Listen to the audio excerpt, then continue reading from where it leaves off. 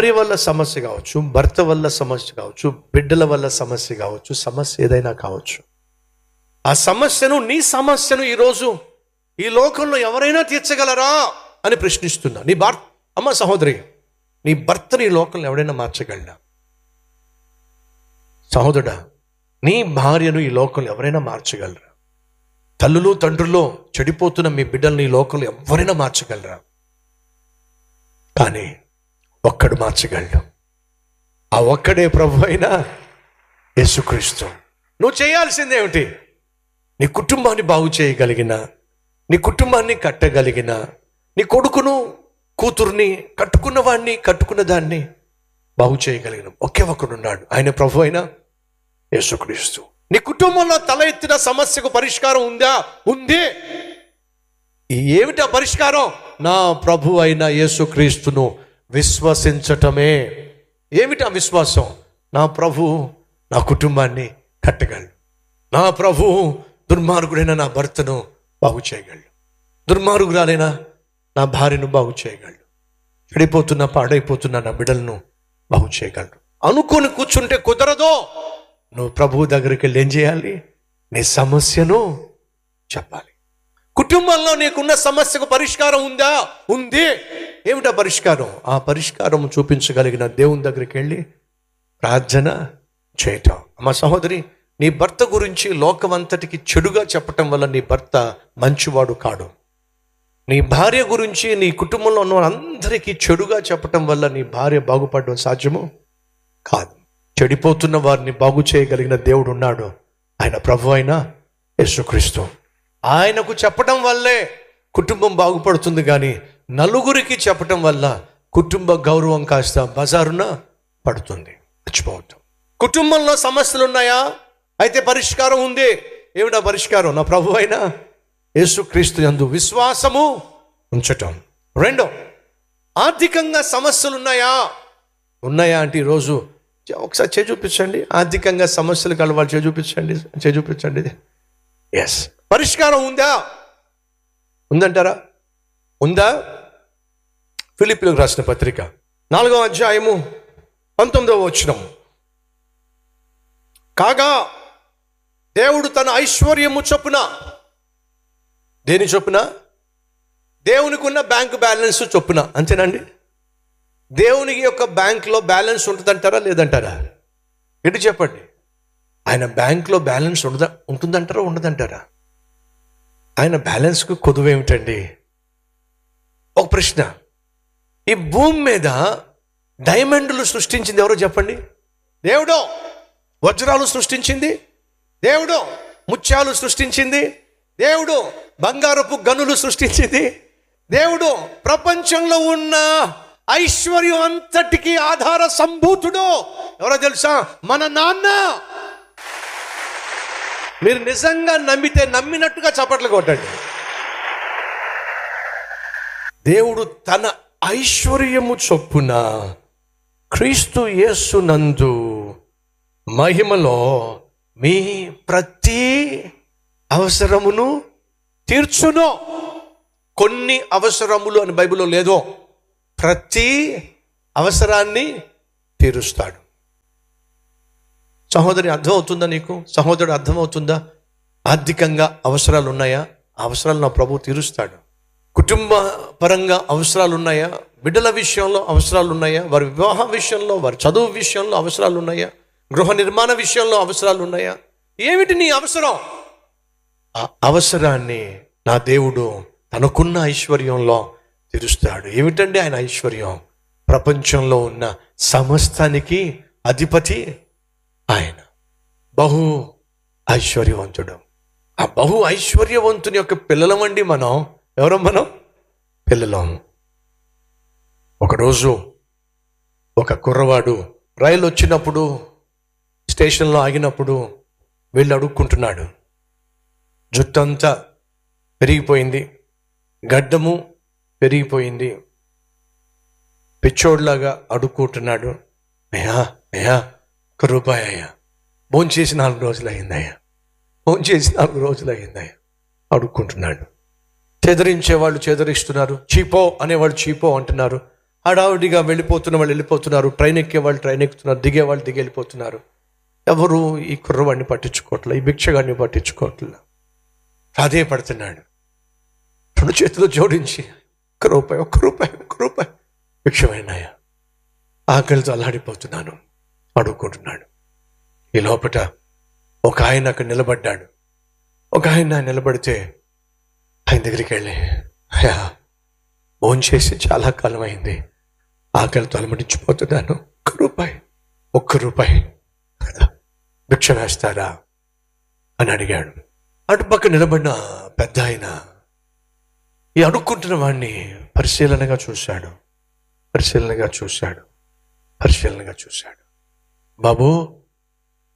బాబు కిరణ్ అన్నాడు. ఈ కుర్రవాడు ఒక్కసారిగా తన పేరే పెట్టి పిలిచేసరికి ఆ స్వరాన్ని గుర్తుపట్టేశాడు. నానా. ఆ తండ్రి అంటున్నాడు, ఒరే, నన్ను కాదని చెప్పి, లోకాన్నే కావాలని చెప్పి, నాకున్న సమస్తాన్ని విడిచిపెట్టి నువ్వు వెళ్ళిపోయిన ఆ రోజు నుంచి ఈ రోజు వరకు నువ్వు ఎక్కడ దొరుకుతావా అని చెప్పి నేను తిరగని ప్రాంతము లేదు కిరణ్. ప్రతి చోట నీ కోసం తిరుగుతూ ఉన్నాను, వెతుకుతూ ఉన్నాను. ఒరే, నువ్వు కోట్లకి వారసుడురా, 100 ఎకరాలకు వారసుడురా, పెద్ద ఎస్టేట్లకు వారసుడురా. 1 రూపాయి కోసం అడుక్కోవాల్సిన అవసరం నీకేం పట్టిందిరా? నాకు దూరం అయిపోయావు కాబట్టే కదరా నీకు ఈ గతి పట్టింది. వచ్చేసేరా, నాకున్న సమస్త ఆస్తి నీకోసమే అక్కడ ఎదురు చూస్తుందిరా. ఆ తండ్రి అంటున్న మాటలు విన్న కొడుకు అమాంతంగా తండ్రిని హత్తుకున్నాడు.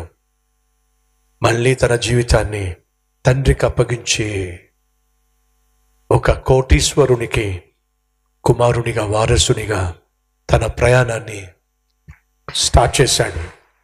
ప్రియ సహోదరి సహోదరులు వింటున్నారా? మనం భిక్షగాళ్ళం కాదు, అడుక్కు తిరగాల్సిన అవసరం మనకు లేనే లేదు. మనం సేవిస్తున్న తండ్రి ప్రపంచాన్ని పరిపాలిస్తున్న మహారాజు. ఆ దేవుడు నీ దీన స్థితిని చూసినప్పుడు, నువ్వు ఆర్థికంగా అల్లాడిపోతున్నప్పుడు, వాళ్ళ దగ్గరికి వెళ్ళి వీళ్ళ దగ్గరికి వెళ్ళి చేయి చాస్తున్నప్పుడు దేవుడు అంటున్నాడు, ఒరే నా వైపు చూడరా, నా దగ్గరికి రారా, నన్ను ఆశ్రయించరా. నీకోసం నా ప్రాణాన్ని ఇచ్చేశానే, నీకోసం పరలోకంలో బంగారపు వీధులతో కూడినటువంటి ప్యాలెస్లను కడుతున్నానే. గేటెడ్ కమ్యూనిటీ అని చెప్పంటాం. ఇక్కడైతే మనం పరలోకంలో నువ్వు నడిచే వీధులే బంగారం రా. నీకోసం మ్యాన్షన్స్ని, ప్యాలెస్లను కడుతున్నాను రా. ఈ భూమి మీద ఎందుకు నువ్వు అడుక్కుని తిరుగుతున్నావు? ఎందుకు నీకు దిక్కుమాలిన స్థితి? నువ్వు అడిగిన వాటికంటే, ఊహించు వాటికంటే అత్యధికముగా నేను నీ కోసం చేయాలని ఆశపడుతున్నాను రా. నువ్వు చేయాల్సిందల్లా నీ ప్రవర్తన అంతటిలో పూర్ణంగా నా అధికారానికి అప్పగించరా. నీ పూర్ణ హృదయముతో నన్ను నమ్ముకోరా, చాలు. నీ మార్గములను నేను సరళం చేస్తాను, నీ ఎముకలలో సత్తువ నేను కలిగిస్తాను, నీకు ఆరోగ్యాన్ని ప్రసాదిస్తాను, నీ గానుగులు నిండి పొంగి పొర్లే విధంగా చేస్తాను.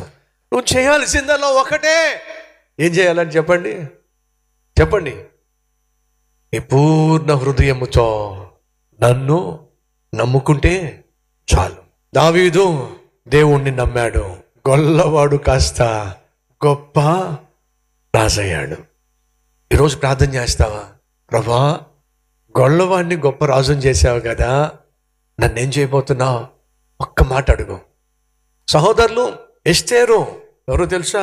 తల్లి తండ్రి కోల్పోయిన ఒక అనాథ. పిన తండ్రి జాలి తలచి పెంచుకున్నాడు. ప్రభా, తల్లి తండ్రి లేని ఒక అనాథనే గొప్ప రాణిని చేశావు కదా, మరి నన్నేం చేయబోతున్నావు ప్రభువా? ఈ రాత్రి నువ్వు ప్రార్థన చేస్తే నా ప్రభు నీకు చెప్పబోతున్నాడు నిన్ను ఏమి చేయబోతున్నాడో, తాను నీకు తెలియజేస్తాడో.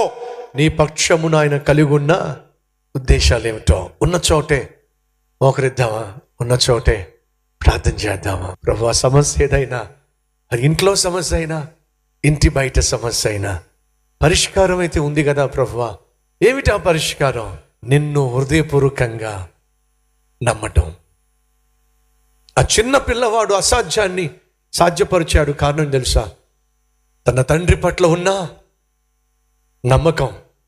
ఒక గొల్లవాడిని గొప్ప రాజును చేశావే, నన్నేం చేయబోతున్నావు? ఒక అనాథను మహారాణిని చేశావే, నన్నేం చేయబోతున్నావు ప్రభువా? సమస్యల వలయంలో చిక్కుకొని ఉన్నాను. ఎటు చూసినా సమస్యలే. ఆర్థిక సమస్యలు, శరీరంలో సమస్యలు, కుటుంబంలో సమస్యలు, ఇంటి లోపల ఇంటి బయట సమస్యలు. కానీ ఈ సమస్యలన్నిటికీ పరిష్కారం ఉంది. ఆ పరిష్కారము నీ యందు నేను విశ్వాసము ఉంచటమే. అయ్యా, నేను నమ్ముకుంటున్నానయ్యా, నన్ను ఏం చేయబోతున్నావు? మనస్ఫూర్తిగా ప్రభువుని అడగండి. ప్రభువా, నన్ను ఏం చేయబోతున్నావు? ప్రభువా, నన్ను ఏం చేయబోతున్నావు? చేపలు పట్టే పేతుర్ని గొప్ప అపోస్తుల్ని చేశావు, నన్ను ఏం చేయబోతున్నావు? గొర్రెలు కాచుకున్నటువంటి మోషేను మహా గొప్ప నాయకుడిని చేశావు, నన్ను ఏం చేయబోతున్నావు? బానిసగా బబులోను దేశానికి కొనిపోబడినటువంటి దానియేలుని దేశంలో 2వ స్థానానికి హెచ్చించావు, నన్నేం చేయబోతున్నావు? భర్తను పోగొట్టుకున్న రూతుకు అండగా నిలిచి దావీదుకు నాన్నమ్మను చేశావు, నన్నేం చేయబోతున్నావు? వేశ్యగా ముద్రపడిన రాహాబును రక్షించి క్రీస్తుని లోకానికి బహుకరించినటువంటి స్త్రీలలో ఒకదానిగా నువ్వు ఏర్పరచుకున్నావు, నన్నేం చేయబోతున్నావు నాయనా? నోరు తెరిచి ప్రభుని అడుగుతావా? ప్రభువా, నా కుటుంబాన్ని ఏం చేయబోతున్నావు? నా ఉద్యోగ సమస్యను ఏం చేయబోతున్నావు? నా ఆరోగ్యాన్ని ఏం చేయబోతున్నావు? నా అప్పుల సంగతి ఏం చేయబోతున్నావు? అడైపోతున్న నా బిడ్డలను ఏం చేయబోతున్నావు? ఇష్టానుసారంగా జీవిస్తున్న నా భర్తను భార్యను ఏం చేయబోతున్నావు? ఆయన ఏదో ఒకటి చేయి నాయనా, ఏదో ఒకటి చేయి నాయనా.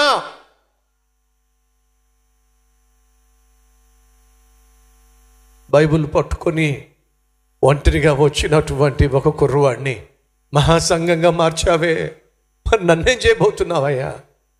నేను ఈరోజు ఒంటరిగానే జీవిస్తున్నా, కానీ ఒంటరిని కాదు, ఎందుకంటే నువ్వు నాకు తోడుగా ఉన్నావు. ఆయన నేను చేయబోతున్నావు. ఎలుగెత్తి ప్రభువును ప్రశ్నించు. సహోదరి, సహోదరుడా, నోరు తెరిచి హృదయపూర్వకంగా మనస్ఫూర్తిగా ప్రభువుని అడుగు. ప్రభు, నన్ను ఏం చేయబోతున్నావు? నా చెయ్యి విడిచిపెట్టద్దు నాయన, నన్ను వదిలిపెట్టి వెళ్ళొద్దు నాయన. ఏదో ఒకటి చేయి ప్రభువా, నన్ను పనికొచ్చే పాత్రగా చేయి ప్రభువా, నిన్ను సేవించే వ్యక్తిగా నన్ను చేయి ప్రభువా, నీకు సాక్షిగా జీవించేవాడిగా నన్ను చేయి ప్రభువా, అప్పు ఇచ్చేవాడిగా చేయి ప్రభువా, అనుకునేవాడిగా కాదయ్యా, అనేక మందికి ఆశీర్వాదంగా చేయి ప్రభువా, ఆదర్శంగా నన్ను మార్చు ప్రభువా. అర్థం చేయి తమ్ముడో, దేవుడు నీ పట్ల ఉన్నతమైన తలంపులు కలిగి ఉన్నాడో. చెల్లే, నీ పట్ల నా దేవుడు శ్రేష్టమైన తలంపులు కలిగి ఉన్నాడో. అమ్మా, నాన్నా, నీ కొడుకు పట్ల, నీ కూతురు పట్ల నా దేవుడు శ్రేష్టమైన ఉద్దేశాలు కలిగి ఉన్నాడో. విశ్వసించో. దేవుడు తన మహిమను నీ కుటుంబంలో చూపించడానికి సిద్ధంగా ఉన్నాడు, చూపించబోతున్నాడో. దిగులు పడద్దు. కూలిపోతుందని, కొట్టుకుపోతుందని, కుప్పకూలిపోతుందని నీ కుటుంబం గురించి భయపడుతున్నావు. భయపడద్దు. నా ప్రభువు కలుగ చేసుకొని నీ కుటుంబాన్ని కట్టబోతున్నాడు, నిలబెట్టబోతున్నాడు. విశ్వసించో. ఎన్ని ప్రయత్నాలు చేసినా ఉద్యోగం రాక, ఎన్ని ఇంటర్వ్యూస్కు వెళ్ళినా ఉద్యోగం రాక, నిరాశ నిస్పృహలో ఈరోజు వచ్చి కూర్చున్నావు. సహోదరుడా, సహోదరి, నీ కన్నీళ్లు నా దేవుడు చూశాడు, నీ ఆకలి మంటలు నా దేవుడు చూశాడు, నీళ్లతో నీ కడుపు నింపుకోవడం నా దేవుడు చూశాడు. నువ్వు అడిగిన దానికంటే, ఊహించిన దానికంటే శ్రేష్టమైన ఉద్యోగాన్ని నా ప్రభువు నీకు అనుగ్రహించబోతున్నాడు. విశ్వసించో. వివాహం కావట్లేదని, ఆలస్యం అయిపోతుందని, ఇక నా పని ఇంతేనని మోడుగా మిగిలిపోతానని భయపడుతున్న తమ్ముడో చెల్లే, భయపడాల్సిన అవసరం లేదు. నీ జీవితానికి తగినటువంటి వ్యక్తిని దేవుడు సిద్ధపరిచాడు. ఆ వ్యక్తిని దేవుడు నీ జీవితంలోనికి నడిపించబోతున్నాడు. ధైర్యంగా ఉండు. దేవుడు బహు త్వరలోనే మోడుబారిన నీ జీవితాన్ని నా దేవుడు చిగురింప చేయబోతున్నాడు. ఏకాంగులను సంసారులుగా నా దేవుడు చేయబోతున్నాడు. దిగులు పడద్దు, విశ్వాసం ఉంచుము. దేవుని యొక్క మహిమను నీ వివాహంలో నువ్వు చూడబోతున్నావు. గొడ్రాల్ని గొడ్రాల్ని గొడ్రాల్ని అని నిన్ను నువ్వు నిందించుకుంటున్నావు. గొడ్రాలు గొడ్రాలు గొడ్రాలు అనేక మంది పిలుస్తున్నప్పుడు నువ్వు నిరాశతో నిస్పృహతో కృంగిపోతున్నావు. కానీ నీ గర్భాన్ని నా దేవుడు తెరవబోతున్నాడు. ఆశ్చర్య కార్యమును జరిగించి అద్భుతముగా ఫలమును నా దేవుడు అనుగ్రహించబోతున్నాడు. ధైర్యంగా ఉండు సహోదరి. నా దేవుడు నీ కన్నీళ్లు చూశాడు. నా దేవుడు నీ అవమానాన్ని గుర్తించాడు. నా దేవుడు నీ జీవితంలో అద్భుతమును చేయబోతున్నాడు. సహోదరా, సహోదరి, ఆర్థికంగా చితికిపోయావు, అప్పులు పాలైపోయావు, ఆత్మహత్య మార్గం అనుకుంటున్నావు. ఆత్మహత్య మార్గము కాదు, నా ప్రభు అయిన యేసే నీ ఆర్థిక సమస్యలకు పరిష్కారం. ప్రపంచాన్ని పరిపాలిస్తున్న దేవుడు ఆయన. ప్రపంచంలో సర్వ సంపదలకు కారణభూతుడు ఆయన. ఆయనే ఆర్థికంగా దేవుడు నిన్ను ఆదుకోబోతున్నాడు, ఆదరించబోతున్నాడు. అంతేకాకుండా ఖచ్చితంగా నా దేవుడు నీ ఎదుట మూయబడిన మార్గాలు తెరవబోతున్నాడు. ఆశ్చర్య కార్యములు జరిగించబోతున్నాడు. విశ్వసించు, దేవుని మహిమను ఖచ్చితంగా నువ్వు చూడబోతున్నావు.